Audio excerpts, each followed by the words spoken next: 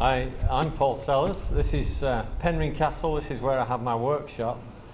And behind me is the workshop, but I'm standing in the stable yard and then facing the massive stonework that built the castle. It's a very impressive place.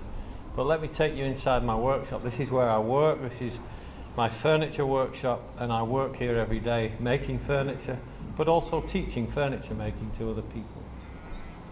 Take you on inside. This is where I work. This is very much a working shop. We have benches and workshops. We build furniture pieces, all kinds of different things. We make films in here too.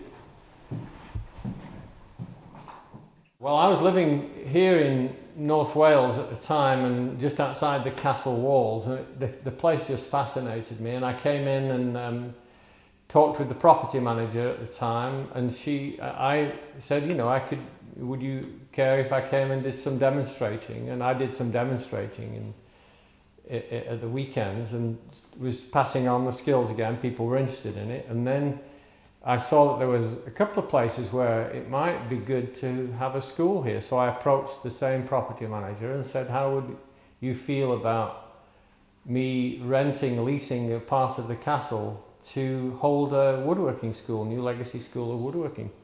And she was very open to it, and that's what we did. We worked through the contracts and worked through the details, and part of my goal now, and has been for the last 20 years, is not only to make furniture, but to make sure that I pass on my skills to another generation that's following. So we apprentice people, but we also offer workshops here, and that's been important to me to be able to plant those seeds in other people. I became a woodworker when I was young, really very young. Most people wouldn't have picked their occupation at the age I did. I was given an apprenticeship in joinery, and then I moved progressively towards more fine work. So I went into shop fitting and architectural work, and then I went into furniture making and started making furniture. It's really the same occupation, same trade, same material and the same tools. So they're transferable across most crafts, from boat building to guitar making to furniture making. Let me show you something about this saw. This is made by a company called Robert Groves, and right here in the button here, can you see where it says 1770? It's hard to imagine that I'm still using a saw that could have been made in 1770, 1800s. But this saw, and I sharpen this, it takes literally 4 minutes to sharpen the saw. And that's what we try to do, is pass on the skills that says, you know, you can do it.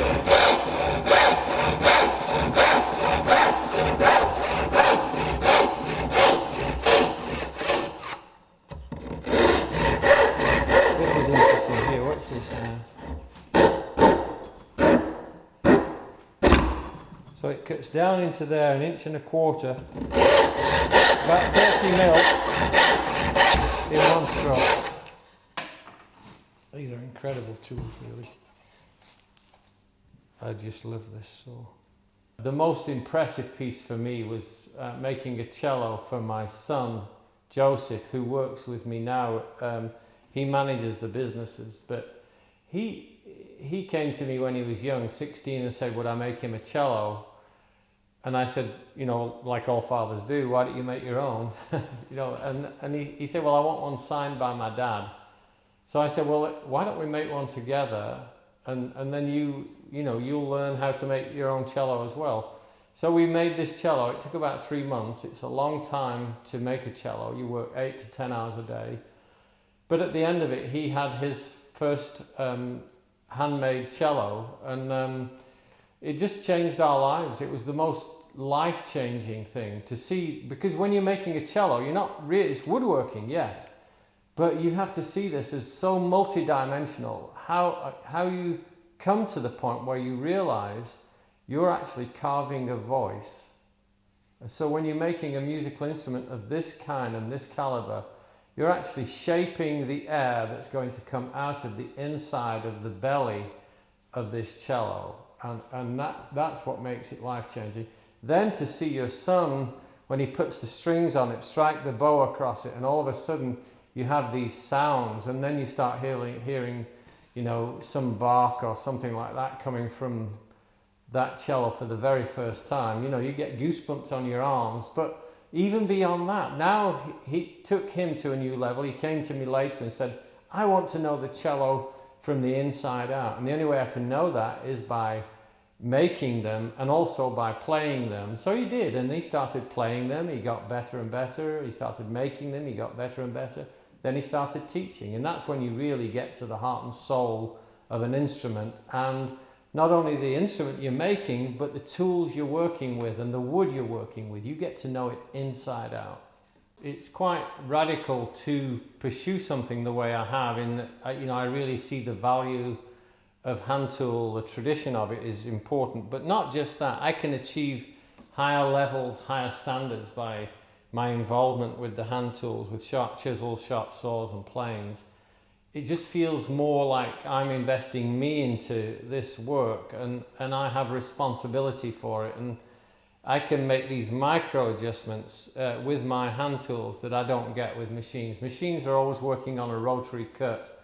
The main difference between a tool and a machine is, with a machine you're always pushing the wood into the machine, but with hand tools you're always feeding the tool into the wood, and you're adjusting everything by these minute interactions between one sense and another. Smell, hearing. You're minutely adjusting the plane to make the best cut, which you don't get with a machine. It wasn't my intention to become famous. I didn't set on a career plan to become the most famous woodworker in the world. I don't know whether I am the most famous, but I'm certainly up there amongst the top 10.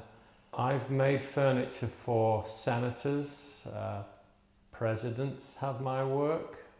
I was the first furniture maker in 70 years to design 2 pieces for the permanent collection of the White House. Well, I think it would be very false to say money isn't important, but it should for me, it's never been the primary purpose of being in business or training people. I definitely don't do anything for money. Never have, but I make furniture to sell. I teach people, and most of our finances go from one sphere into another. We transfer them across from one area to another to make sure that we reinvest. So if we have a class, for instance, we have 8 students that are paying, we have 10 students in the class, 2 of those students are probably not paying. We're sponsoring them, we finance their ability to come to the classes and spend time. We have people that come and spend a year with us sometimes, and we try to help them to fulfill their desire and their goal to become craftsmen and women, really. I do this because I love it. It's a passion, you're right. And I want other people to feel the same passion. It's, the amazing thing is that it's so...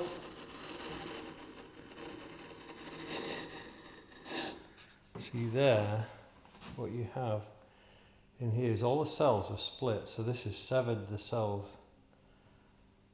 And it's just amazing, really.